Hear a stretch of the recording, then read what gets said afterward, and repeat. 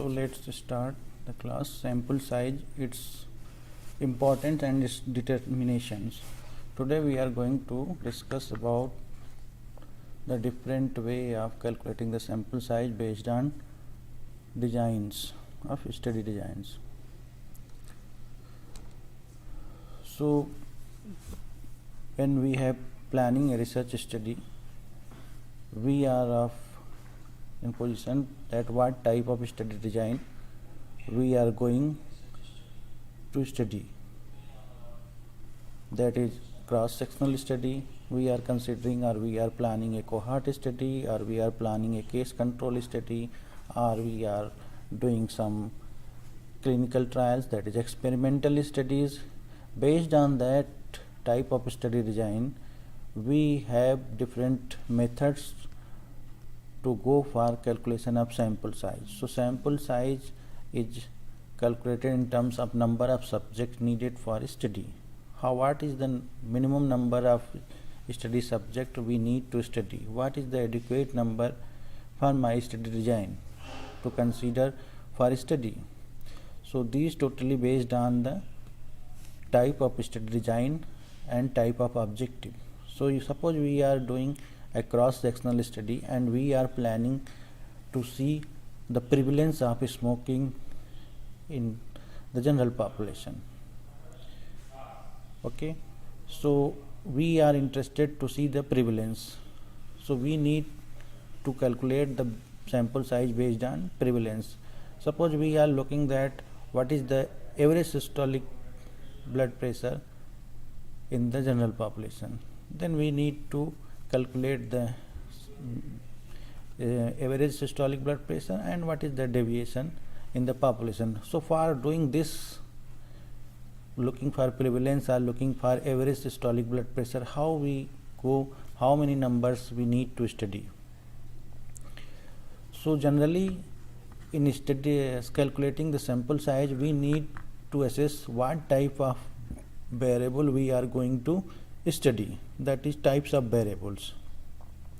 We are going to study qualitative variable, that is categorical, or we are going to assess the quantitative variable, that is numerical variable. Okay, so if we are looking the prevalence, so we are talking in terms of proportions. So that means we are studying a categorical variable. If we are looking the average systolic blood pressure change, then we are considering the quantitative variables. So these two type of variables always required for calculating the sample size based on different study designs, that is cross-sectional or cohort or case control or some experimental design. So we need first that types of variable. So from our study design, our protocol, we have to decide that what type of variable we are going to study. Then we have to see that what is the design of our study protocol, either cross-sectional, cohort, case control or experimental. Then we have to go to see that what the variable we are considering from the previous literature, what the deviation of that particular variable. Based on standard deviation, we can assess that it is following normality or it doesn't following normality. So there is a thumb rule that if you are very strict about normality, then you have to see that mean by third is still greater than SD, then yes, normality assumed. Okay, so this way you can assess that what the previous literature, previous study you are referring, they have reported the normality in their study, then we can refer that study for calculating the sample size for quantitative variables. Then another requirement is type 1 error. What we are presuming type 1 error, that is conventionally we are taking 5%. Then type 2 error. Type 2 error, we are at the time of planning, we are deciding that what the type error it will be. It is 10% or it is 20%. On the basis of that, power is decided. So if type 2 error is 10%, then power is 90%. If type 2 error is 20%, then power should be always 80%. Then we are looking for assessing the confidence interval, or we are through this sample we are doing the hypothesis testing. So these things you have to decide before calculating the sample size. So when we are doing a cross-sectional study, then we have to decide that it is a qualitative outcome or categorical outcome, and we are calculating the sample size for confidence interval or hypothesis testing. Then quantitative outcome, then again we are of opinion that we are considering the confidence interval calculation of the study, descriptive study, or we are testing hypothesis inferential statistics. Inferential doing we are inferential and hypothesis testing, inferential statistics. Then again we are doing a correlational studies, that is quantitative versus quantitative to quantitative variables, how they are correlated. Then again there is a way of calculating the sample size. Then another is we are doing the diagnostic study, we are calculating the sensitivity and specificity of a test. Then this way you can do a cross-sectional design for sample size for cross-sectional design. Then we can go for case control study and matched case control study. Then again we are of opinion that we are doing a CI, descriptive study, confidence interval estimation, or we are doing a inferential statistic, that is hypothesis testing. Then again we can go for calculation of sample size for cohort study. Then again fourth one is the experimental, that is clinical trials. Then again we are of opinion that we are assessing a quantitative outcome or we are assessing a qualitative outcome. And then we are doing a equivalence study, simply comparing the two standard drugs or two standard therapy. Then before coming to way of calculation the sample size, first we have to discuss some basics. Role of chance, that is called as sample error, type 1 and type 2 error.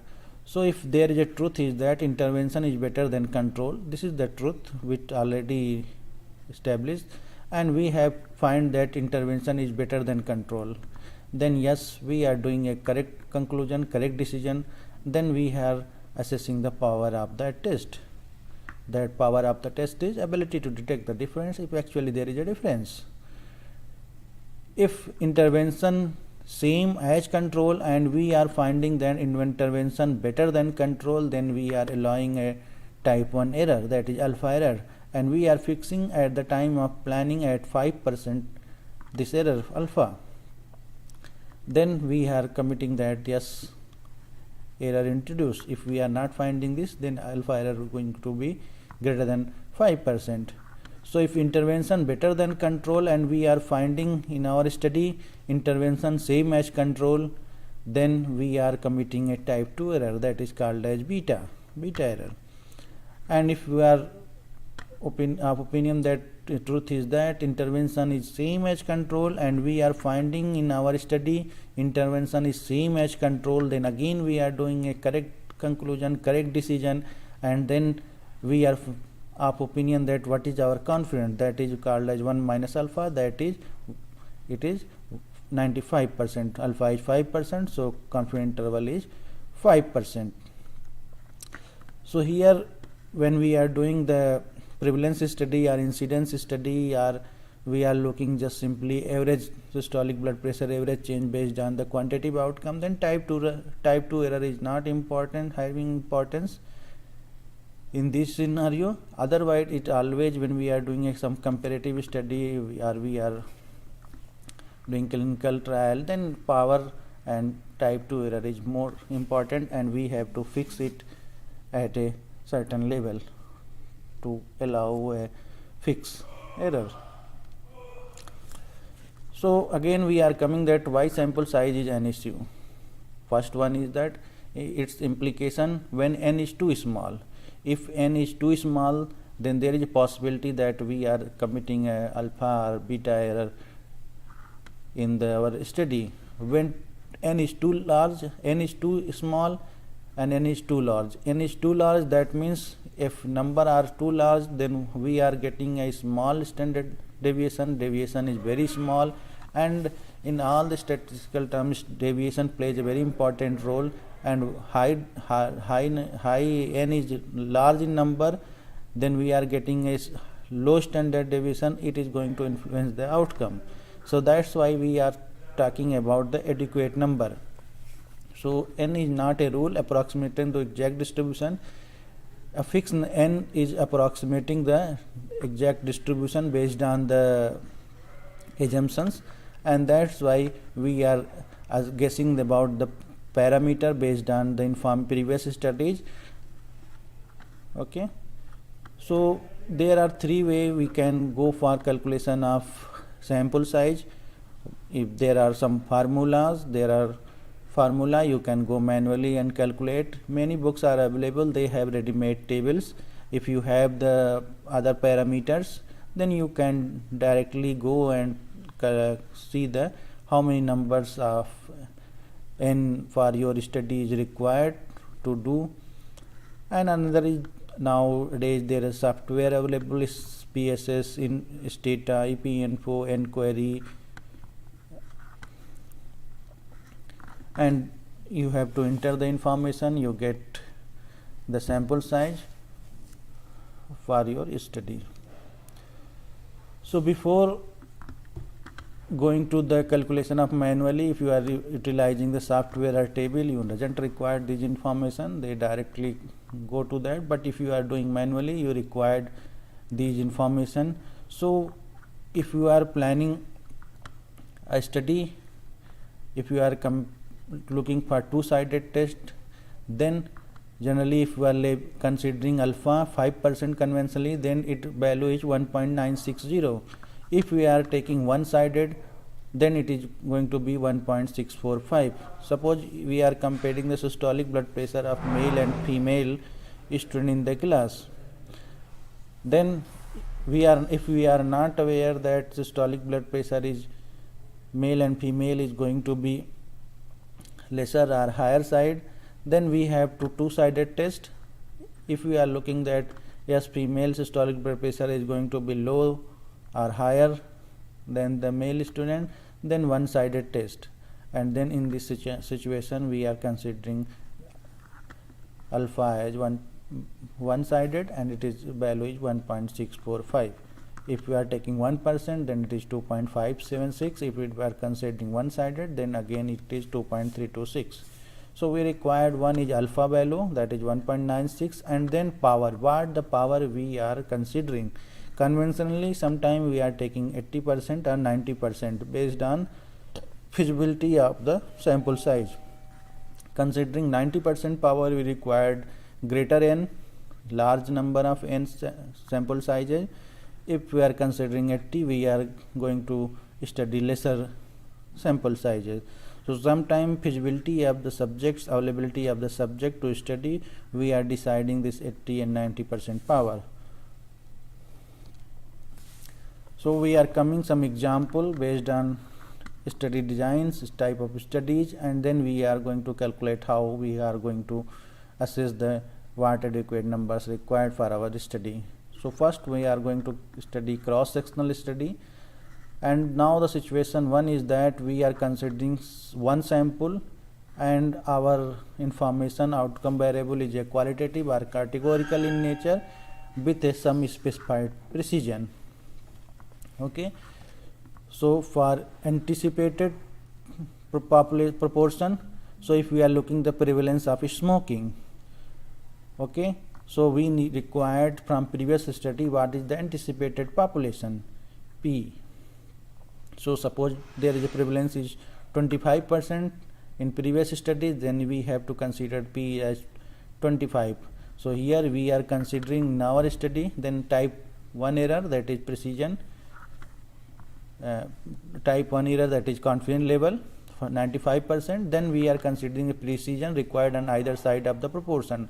What this proportion, what we are reporting from previous study, how in this how many of error we are precision we are considering. So one is the absolute precision, one is the relative precision.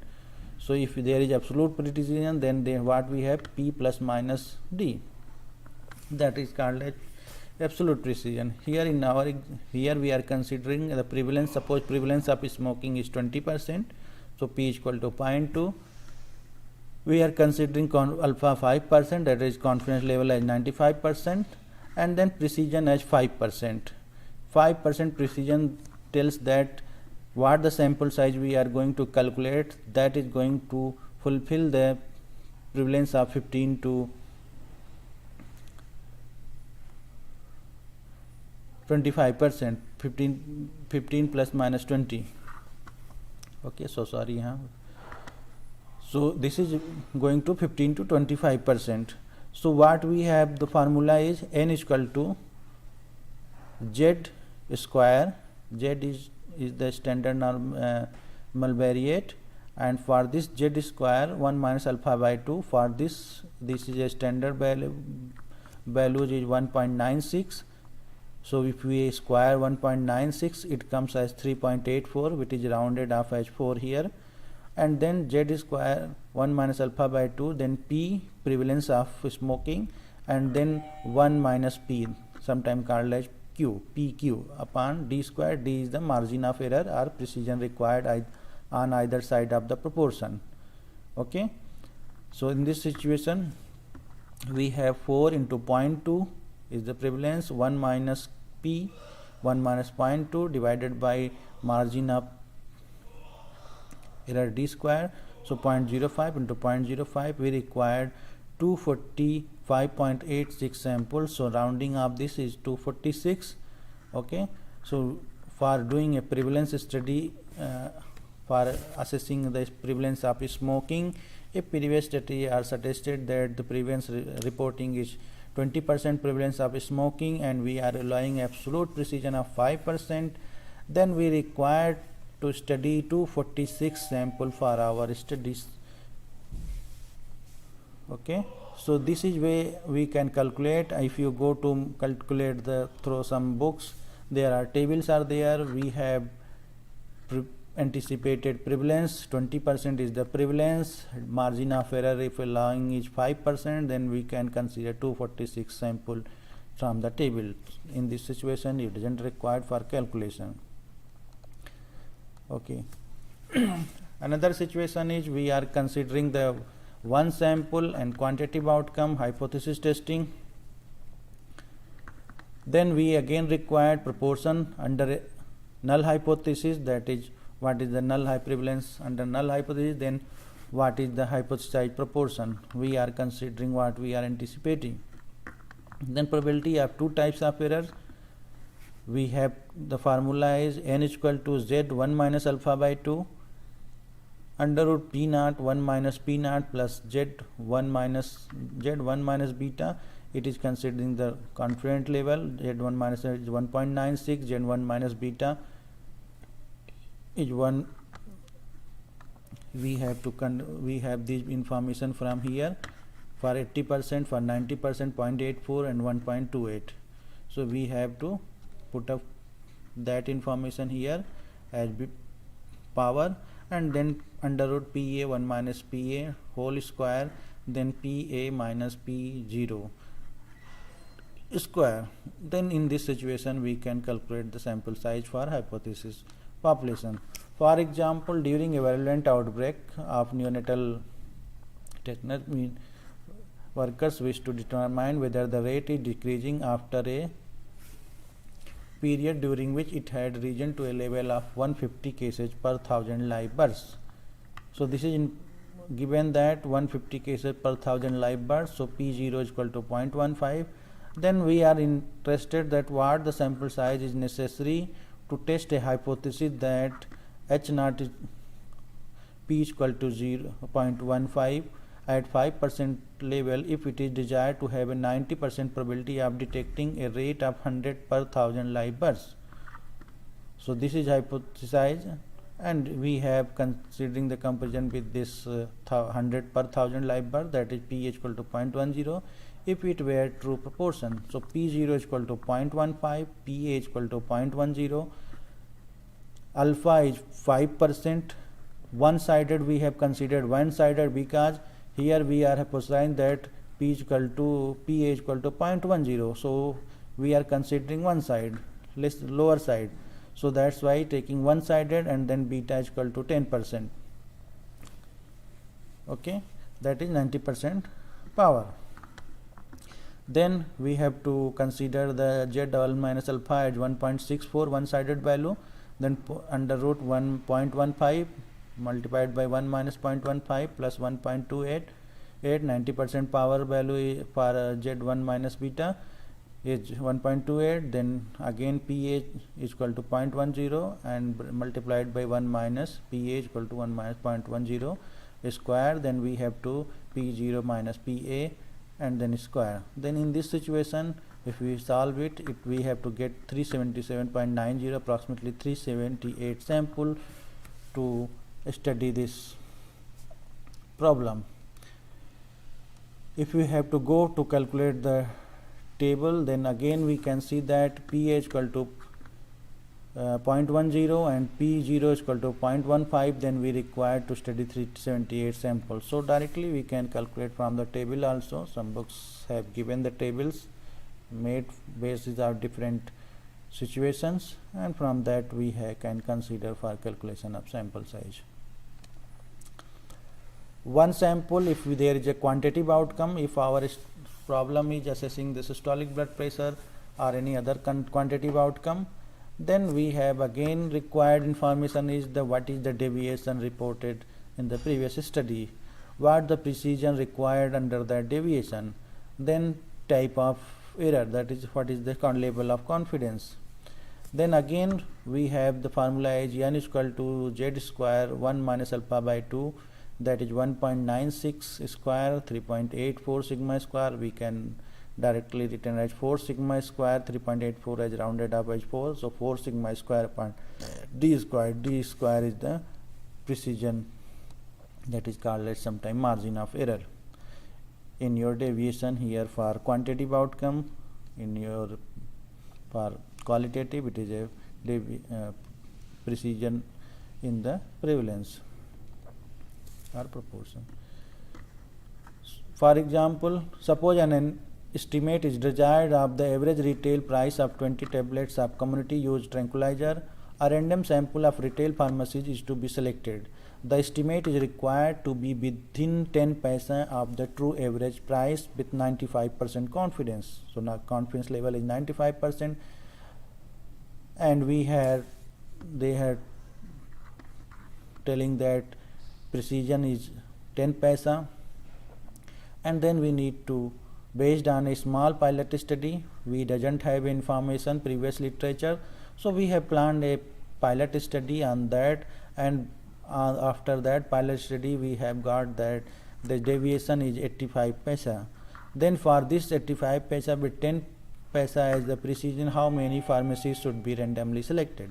So simply n is equal to 4 into 0.8 sigma square, 0.85 into 0.85 divided by precision d square, so 0.10 into 0.10. Again we have to insert out this, then we have get 277.56 n required to study the pharmacies. So total n is equal to 278 pharmacies required to complete this study. Okay.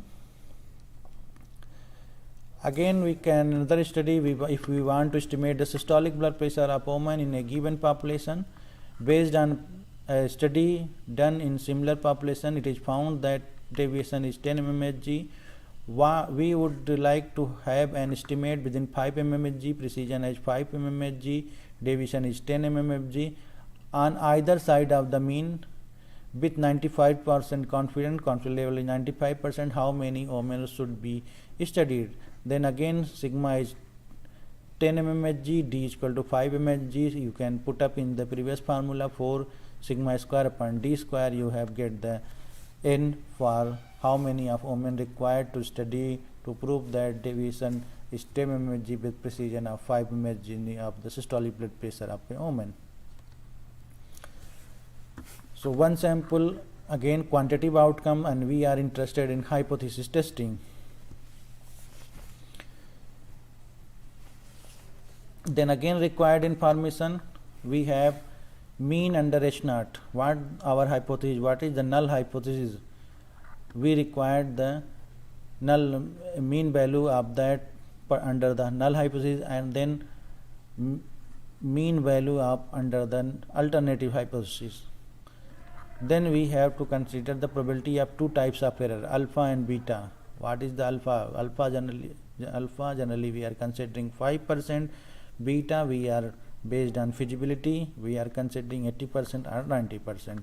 So again for this requirement we have to consider that n is equal to sigma square multiplied by z1 minus alpha by 2, that is confidence level, plus z1 minus beta, that is power, square divided by mean at hypothesis level and mean and alternative hypothesis level, and then squaring, then we are getting the n for two comparative studies. So for example, a survey had indicated that average weight of men over 55 years of age with newly diagnosed CSD was 90 kg. It is suspected that the average weight of such men is now somewhat lower. How large a number would be necessary to test at 5% level of significance with power of 90% that the average weight is decreased to 85 kg with an estimated standard deviation of 20 kg. So again we can see that mean average mean is 90 kg, and again it is going to lower. We are hypothesized that alternative is mean is going to be lower reduction, and it is going to be lower up to 85 kg. So mean alternative mean is 85, deviation is 20 reported 20 kg, and alpha 5% because of reduction only 90 to 85. We have considering one-sided this alpha level, confidence level is one-sided, and then we are considering a power of 90% what we are assigning as per feasibility, and then we required n is equal to 20 square 1.64 one-sided alpha, and then power 1.28 at 90%, then squaring it, and 90 minus 85 and square it, then we are getting 137 samples required to study to complete this particular problem. Another is if we are doing a correlational studies, we are considering one sample or two quantitative variables, and we have one correlation coefficient information, then we have to go for calculating the sample size based on correlation information. So in this situation we have previous study, if we have correlation coefficient, then you have to consider by referring that, or if you are planning to see that correlation between two quantitative variable, there is biological plausibility of that, there are some evidences are there but no studies are available previously, then you have to decide that what the correlation you are going to assess.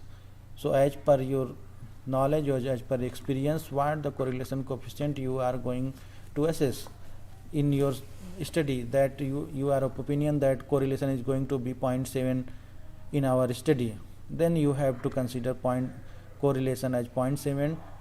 okay, here it either of the direction of correlation, negative or positive correlation, you have to ignore the sign of the correlation before entering in that.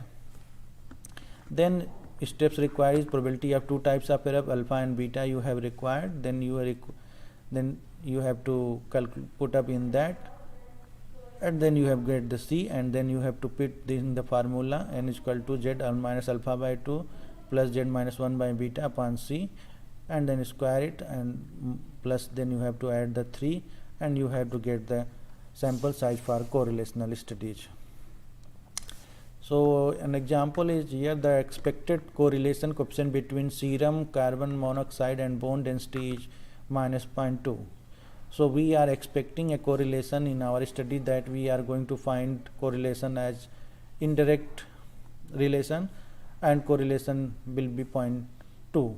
Then how many smokers needed to be studied in order to be sure of finding the above correlation with 95% confidence level and with the 90% power? So R is equal to 0.2. We are anticipating that we are going to get the indirect relation of these monoxide and bone density, and it is going to be 0.2. Alpha we are considering 5%.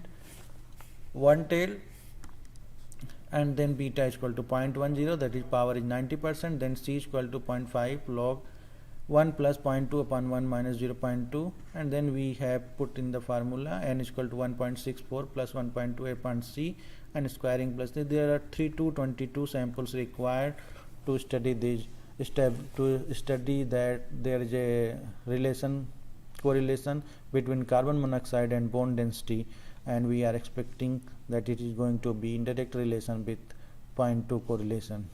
Then we can prove that this assumption is going to be similar way what we are assuming. Then again, if we are doing a diagnostic study, then how we have to calculate the sample size. So diagnostic study sample size is based on totally on prevalence studies, but we require two calculation. One is based on sensitivity, one is based on specificity. So if we are assessing number of cases, how many number of cases is required, then we need to study based on the sensitivity. What the sensitivity of the test is reported. If you have considered as the prevalence as a sensitivity, then we are defining the precision and the level of confidence 95% precision in the sensitivity, and then what the sample size we are calculating, based on that we are getting that number of cases required for a study. And if for the same test, if we have considering the specificity of that test with the allowing the precision and level of confidence, then we are going to get the non-cases, how many number of non-cases required for our diagnostic study. So calculation of cases and non-cases and adding these cases, we are going to get the total n for our diagnostic study. So diagnostic study is calculation of sample size is totally based on sensitivity and specificity. Sensitivity will give you the cases, specificity will give you the non-cases, and cases plus non-cases it becomes the total sample size for your study. Sample size calculation for unmatched case control studies. So if you are doing this unmatched, then you require to probability of disease, that is with disease upon with and without disease, it will give you the probability of disease. If you are considering the odds, then with disease divided by without disease, it gives you the odds of disease. Okay. So for example, if we are considering calculating the odds ratio, we have disease and we have assigning the exposure, and this is the number 60, 40, 20 and 80 of distribution of this disease based on exposure. Then on the basis of that we can calculate the odds of a disease among exposed group. Then A by B is 60 by 60 by 40 is the 1.45 is the odds of disease among exposed. If we are looking the odds of disease among non-exposed, then C by D, and it gives you 20 by 80 and 0.25. This is the odds of disease among non-exposed. And then we have to consider the odds ratio, then AB by CD, then it gives you 1.5, 0.2, 0.25, and odds of the disease, odds ratio of the disease is 6. Okay. Similarly, we can calculate the relative risk for that particular problem, and then we have to consider the sample size, how we have to calculate the sample size based on this. Another is case control study, precision based. We required information exposure rate in cases, exposure rate in controls, odds ratio, at least 2 must be specified.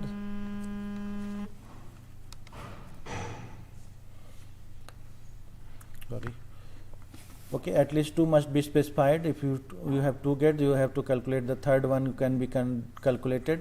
And then probability of type 1 error, that is always 5% conventionally. Then you have to calculate based on the same formula, n is equal to z square based on 1, and then multiplied by 1 upon p1 1 minus p1 plus 1 upon p2 1 minus p2 upon log 1 minus d square. Relationship between p1 p2 and OR is that p1 can be derived or p2 can be derived if you have 2 information. Then p1 is equal to odds ratio multiplied by p2 divided by odds ratio multiplied by p2 plus 1 minus p2. So p1 P1 is the exposure rate in cases, P2 is the exposure rate in controls, what we have previously showed, that how we have to calculate from the previous study.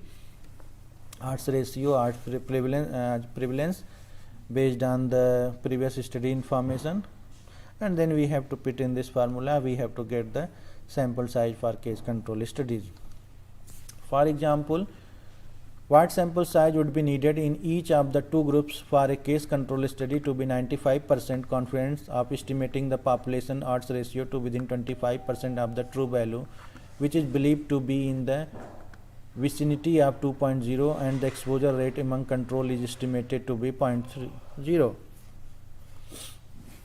Now given 5%, okay, D is equal to 0.25, odds ratio is 2.0, P2 is 0.3, this is given in here, okay.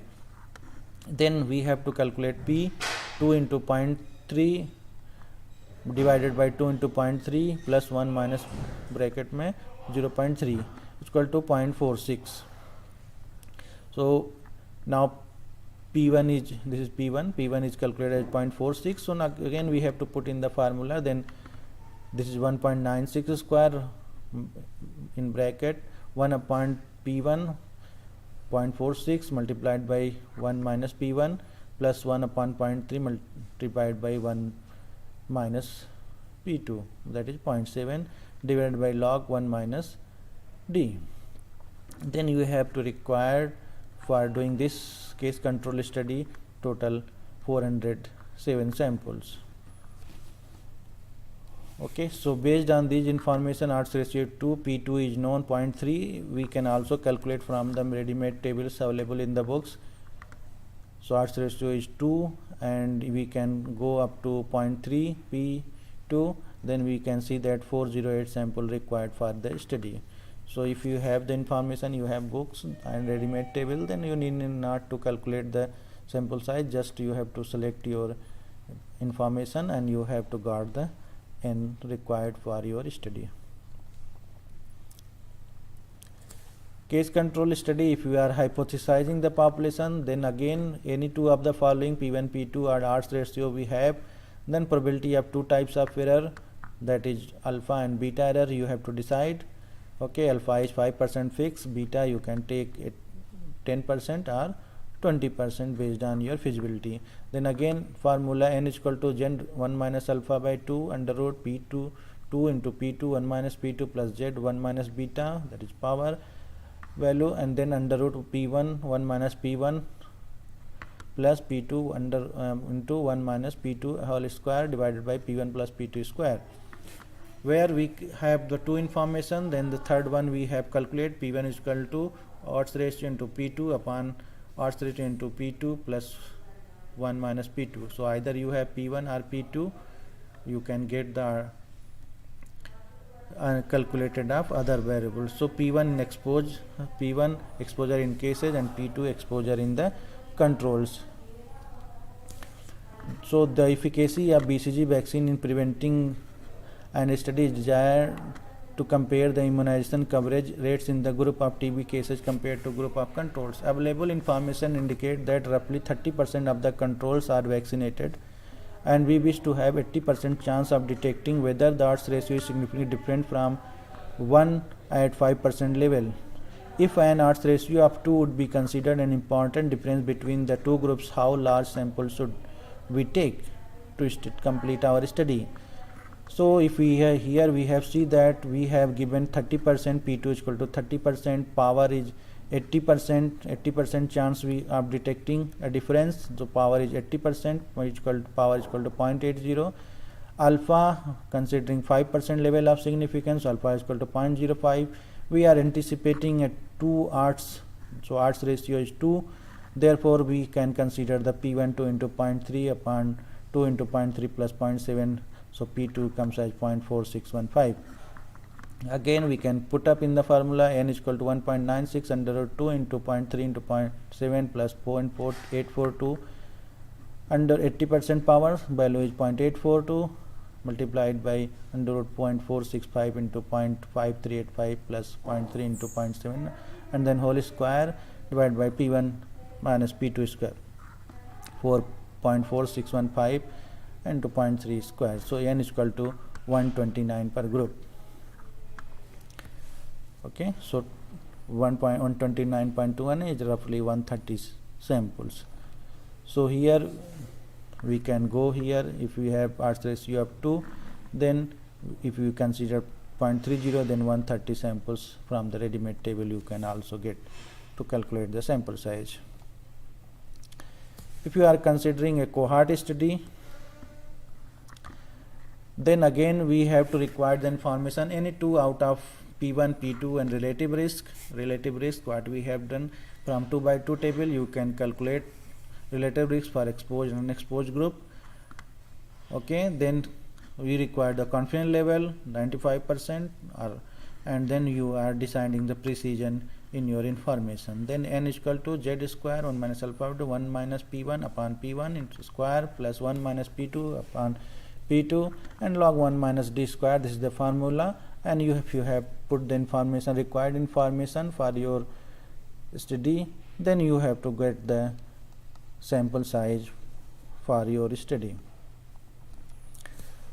So for example, suppose an outcome is present in 20% of the unexposed group of the cohort study. How large a sample would be needed in each of the exposed and unexposed groups to estimate the relative risk within 10% of the true value, which is believed to be approximately 1.75 with 95% confidence. Here P2 is equal to 20%, relative risk is given as 1.75, and alpha conventionally 95%, then alpha is 5%, and margin of error within 10% of the true value. So margin of error they are deciding 10%. So we need to calculate relative risk is equal to P1 upon P2, and we have information P2 and relative risk, so therefore we can calculate P1 is equal to RR into P2, that comes as 0.35. Now n is required 1.96 square plus 1 minus 0.35 divided by 0.35 plus 1 minus P2 upon P2, it gives divided by log 1 minus d precision square. Then we have to get 2027 sample in each group to study for 20% in the exposed group for the cohort. Similarly, you can consider if a odds ratio relative risk you are aware 1.75 is the relative risk, and you are considering the group prevalence in the second group is 0.20, then we require 2027 samples from the ready-made table required in each group to study, complete your study.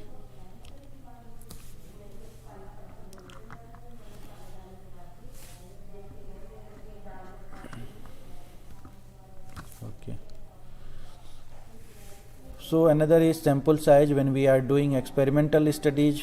So we have either a different type of information. One is the continuous outcome we are considering, one is the binary outcome we are considering, or we are doing the equivalence of two interventional, that is efficacy trials, either continuous in outcome or binary in outcome. Then if there is a continuous outcome, then we required for our study mean of the outcome variable in group 1, what is the average value, like we are considering this comparison of male and female, of systolic blood pressure of male and female. Okay, so what is the mean outcome, mean systolic blood pressure in male M1, and what is the mean of the outcome variable systolic blood pressure group 2, that is women, in the mean 2. Then deviation, what is the deviation available for the systolic blood pressure of males, that is called as sigma 1. What is the deviation of the female group, that is sigma 2. Then probability of two types of errors, that is what we are considering alpha type 1 error, always 5% conventionally, and as per feasibility of the availability subject or feasibility of doing study, deciding the power, that is 80% or 90%, that is called as beta error, that is 10% or 20%. So n is equal to sigma 1 is square plus sigma 2 square multiplied by z1 minus alpha by 2 plus z1 minus beta by beta square by divided by m1 minus m2, differences of these two means, and then squaring it, then we will get the n per group for our study. So for example, nutritionists wish to study the effect of lowering sodium in diet on systolic blood pressure. During a pilot study, it was observed that the standard deviation of systolic blood pressure in community with a low sodium diet 11.3 mmHg, while in that with high sodium diet it was 13.0 mmHg.